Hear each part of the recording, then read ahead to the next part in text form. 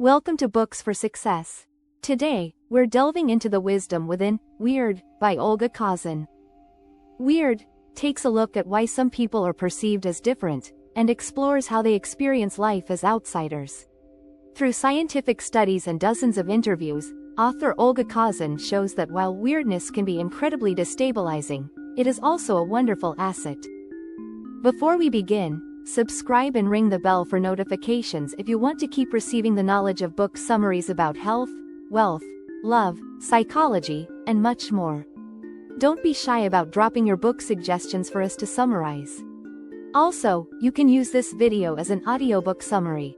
Let's grow and succeed together. What's in it for me? An empathetic look at how to turn your weirdness into your superpower. We've all felt weird at one point or another. Feeling like you don't fit in is so common that if you've never felt like a fish out of water, that's actually kind of weird. So if weirdness is so common, why are we as a society so bad at dealing with it? Why do so-called weird people end up as outsiders, shouldering the loneliness and social anxiety that come along with being different? As a Russian immigrant who grew up in a small city in West Texas, author Olga Khazan knows firsthand what it's like to be weird, and how painful it can be. And through dozens of interviews with nonconformists, loners, and oddballs, she's also come to realize that weirdness is an incredible gift, if you know how to use it. These chapters take a look at what she has discovered. Chapter 1: Weirdness is a phenomenon that affects us all, whether or not we realize it. The first thing you should know is that if you feel weird, you're not alone.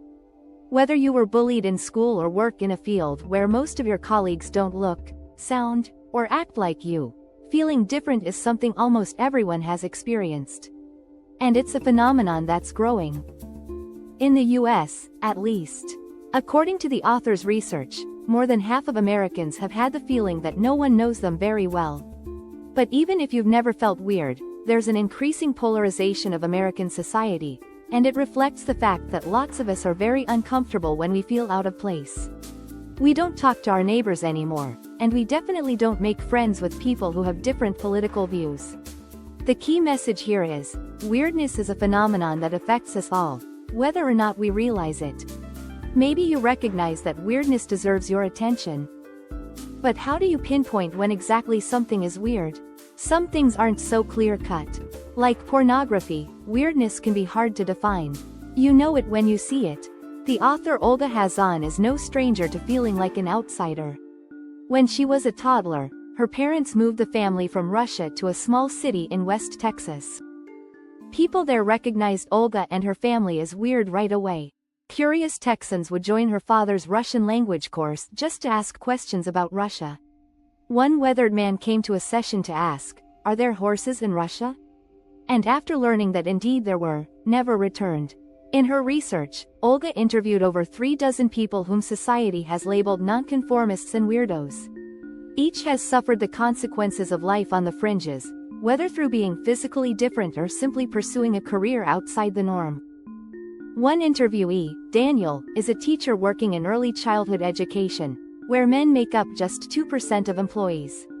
Another, Julia, is a female NASCAR driver competing in a sport where a woman has never won a top race. But Olga, Daniel, and Julia have all managed to transform their weirdness into their superpower. In these chapters, you'll learn how they did it and how you can mimic their success. Chapter 2: Our brains are partly to blame for why we treat difference with suspicion. Accepting difference in other people can be really challenging, and at least part of the blame lies with our hardware. The human brain likes familiarity, which is why we seek out people who look and think like us. In fact, according to one researcher, friendship groups tend to be so similar that if you ask questions on 100 different topics, the group will agree 86% of the time. This can feel cozy when you're out at brunch, but it stops you from growing and developing. Evolution is another culprit. Part of the reason we naturally lean toward prejudice is down to our hunter-gatherer past. When social relationships were our only defense against extinction, we had to maintain them or perish. But when we started farming, all that began to change. The key message is, our brains are partly to blame for why we treat difference with suspicion. It was when hunter-gatherers began cultivating the land that we started seeing our fields as, well, ours, rather than as a space shared by everyone. At the same time, we began caring about things that signaled difference, because different might mean dangerous. Our brains evolved so that when we see faces that don't look like our own, we read them as a threat. The same is true of how someone sounds or the clothes they wear. Difference activates the brain's threat center. Soon, you're staring or distancing yourself, and your raised heart rate is telling your body it's ready to fight. You might act in a hurtful way, even if you don't intend to. Olga first realized she was different at the age of 4 while at her evangelical Christian preschool. She was punished by a teacher for failing to pray before eating a box of raisins. And things didn't improve as she got older, either. As a teenager, she spent almost every evening alone. Remember Julia from the first chapter? She suffered prejudice and sexism because, as a female NASCAR driver, she's different from her peers and consistently struggles to find the sponsorship she needs to compete. For Daniel, the male preschool teacher, things were worse. Parents already questioned his motives for looking after their children. Their suspicion only escalated when he fired a colleague and she took to the internet to accuse him of molesting kids, an accusation that could mean the end of his career.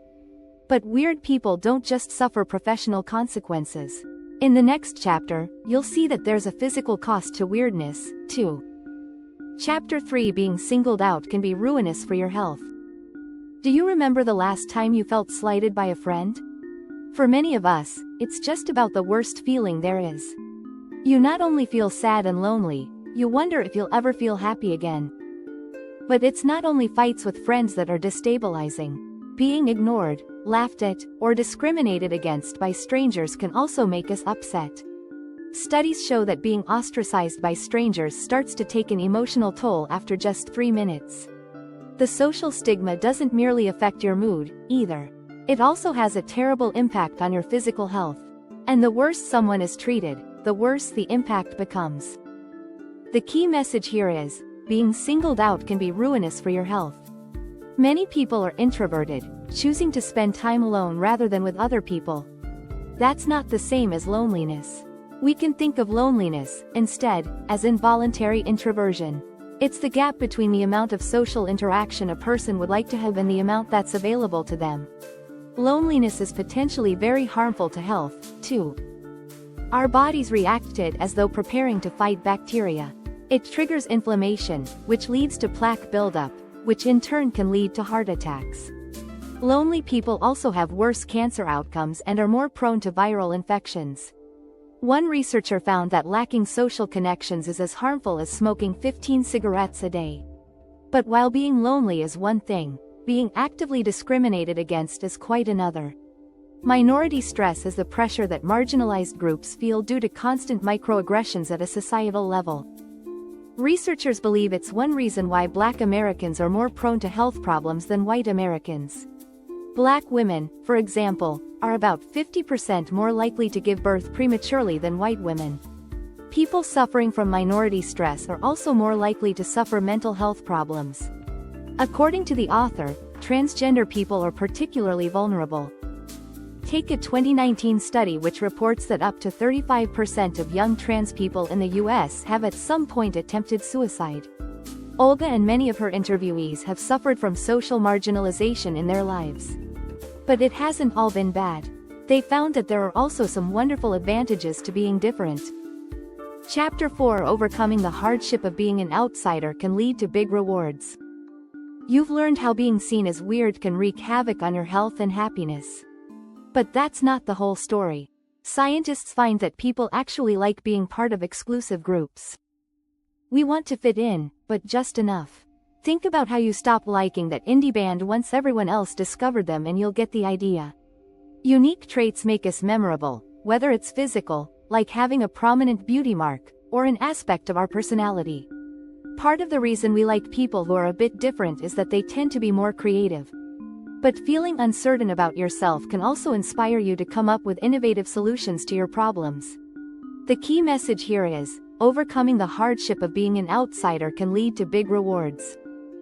For the author, her transformational moment came in the run-up to an interview for a scholarship to the University of Southern California's journalism school. She had just been dumped and felt rejected from her old life. Her friends were focused on their careers and spending less time with her. But the feeling of being on the edge worked in her favor. Olga discovered a big burst of creativity that carried her through the interview with flying colors. Experience bears this theory out. Creativity is higher among people with better adaptive resources. These are what we call on to help us overcome trauma. Innate characteristics such as grit and tenacity, steadfast support from our community, or even having lots of money. Another thing to remember is that getting used to being different makes it easier to stay true to your values, even in difficult circumstances. Something that happened for Leslie Wagner Wilson, another of the author's subjects. Leslie was used to feeling like the odd one out. When she was young, her family joined a religious community. But as she got older, she realized it was more like a cult. This cult was led by a charming sociopath called Jim Jones. Although she had serious doubts, in 1977, Leslie moved to the Jonestown settlement in South America to be with her baby son. Still doubtful, however, she ultimately listened to her worries. She escaped through the jungle with her son strapped to her back, on the same day that Jones forced over 900 community members to drink Kool-Aid laced with cyanide, killing them all. Leslie and her son would have died too, had she not followed her gut instinct. Chapter 5: Adopting some simple strategies will help you feel more at ease with your weirdness. If you're a nonconformist trying to survive as the odd one out, you'll be happier and healthier if you learn how to transform your weirdness into a superpower. But it won't happen overnight. Putting your unique qualities to work takes effort. Olga's interview subjects reveal several useful strategies for helping others see your weirdness as a strength. Of course, the first person you need to convince is yourself, so cast yourself in a positive light to build greater self-confidence. Psychologists even give you permission to lie a little bit. You weren't bullied in high school because you were a bit of a nerd. You were bullied because the cool kids were threatened by your inherent awesomeness. The key message is, adopting some simple strategies will help you feel more at ease with your weirdness. Daniel, the early childhood educator we met earlier, was cleared on all charges of molesting children. His reputation was badly damaged by the ordeal, but he's come up with a strategy for coping whenever he's faced with stereotypes around the work he does. He's become an expert on the psychology that leads people to be suspicious of him. It makes it easier to see the situation from a healthy distance. Another of Daniel's tactics for dealing with the drawbacks of being different is to try and improve the lives of others like him. As a gay man, he organizes workshops and speaks at conferences about making early childhood education a safer space for LGBT people to work. He's translated his hurt feelings into positive change. Another strategy is to try and change the aspects of your personality that you're not happy with, which is easier than it sounds.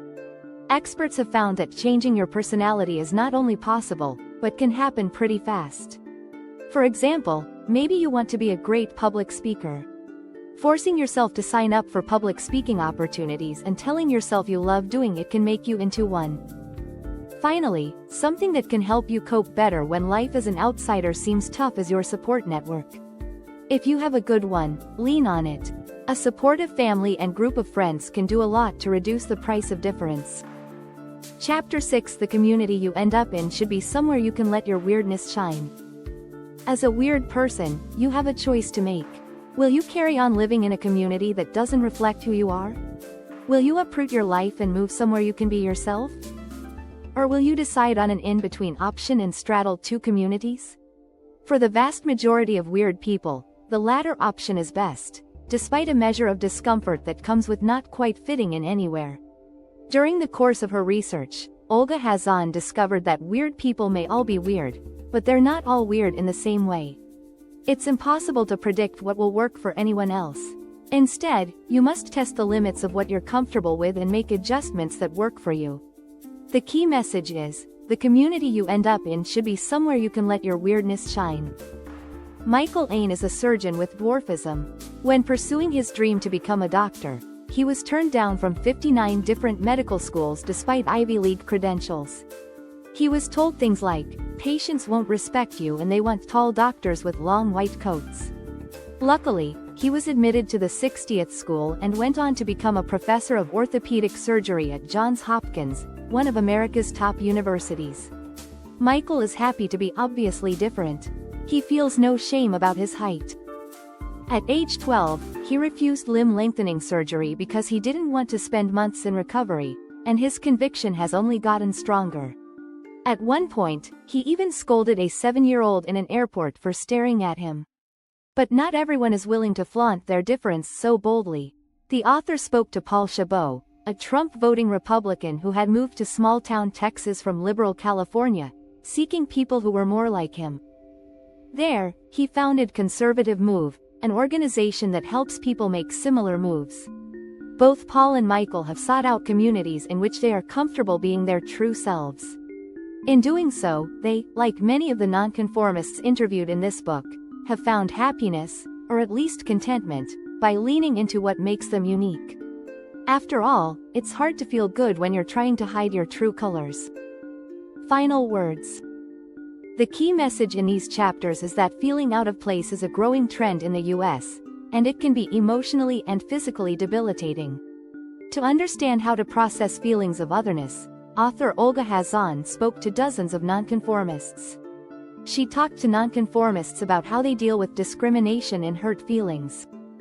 Ultimately, she discovered that weird people will find contentment if they can adopt simple strategies that transform their weirdness into a superpower. So how can you apply the concepts of these chapters to your own life? Combat your impulse toward overwork. Are you worried that you don't deserve your success? Do you work hard and fast to avoid being found out as a fraud? If you struggle with imposter syndrome, try purposely spending less time on a task than you would otherwise. Pick something that's not crucial to your job. If you get it done, try again on a more important project. If you can't convince yourself to work less on a minor piece of work, it's probably worth examining why not. Thanks for being part of our insightful voyage. If our summary piqued your interest, we encourage you to dive into the complete book for a deeper understanding. Don't forget to like this video, subscribe for more content if you're new here, and share it with others who might find it valuable. Keep on reading, discovering, and advancing until our next adventure.